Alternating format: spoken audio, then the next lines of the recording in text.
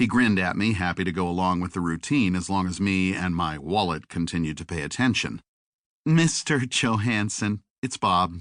Please, you're not talking to my father." The Cryo Eterna sales rep, the name tag identified him as Kevin, nodded and gestured toward the big placard, which displayed the cryonics process in ghoulish detail. I took a moment to note his Armani suit and $100 haircut. It appeared there was money in cryonics. "Bob, there's no point in freezing the entire body. Remember, the idea is to wait for advancements in medicine to be able to cure whatever killed you. By the time they can resuscitate your corpse, they'll likely be able to grow you a whole new body. That would be easier, in fact, than trying to patch up the old one." That's just insane enough to be true. "All right, Kevin, I'm sold." I looked down at the papers he'd set out in front of me.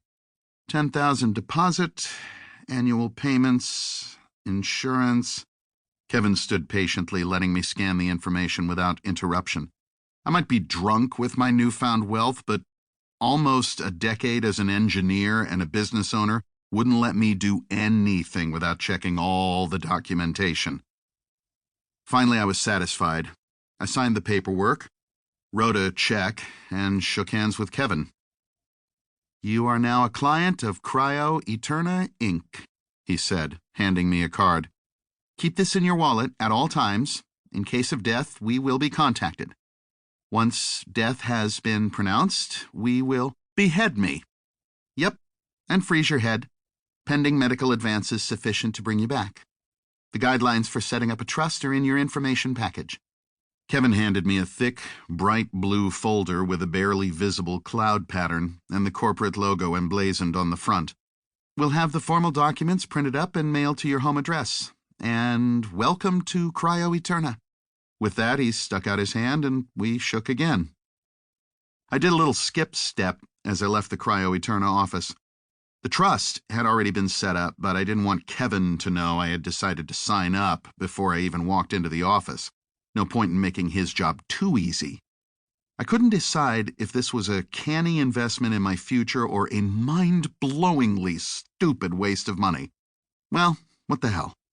The sum that TerraSoft was paying me for my software company ensured financial stability for the rest of my life. And now, beyond. Not to mention a significant upgrade in my lifestyle. I'd been attending the Vortex SF convention every year since they first started up in Las Vegas. But this year, I wasn't part of the riffraff. As I walked the 2 blocks from the Cryo Eterna offices to the convention, I pulled the VIP pass out of my pocket and put the lanyard around my neck. This pass gave me many extras over the standard item: access to hospitality suites, ability to bypass lineups for autographings, and reserved space for panels, among other things. I'd also bought a pass for Jenny, and there it was. I'd invoked she who must not be named. I stopped dead in the middle of the sidewalk, earning glares from tailgaters and a muttered curse from a Jedi Knight wannabe. I began deep breathing to still the panic attack.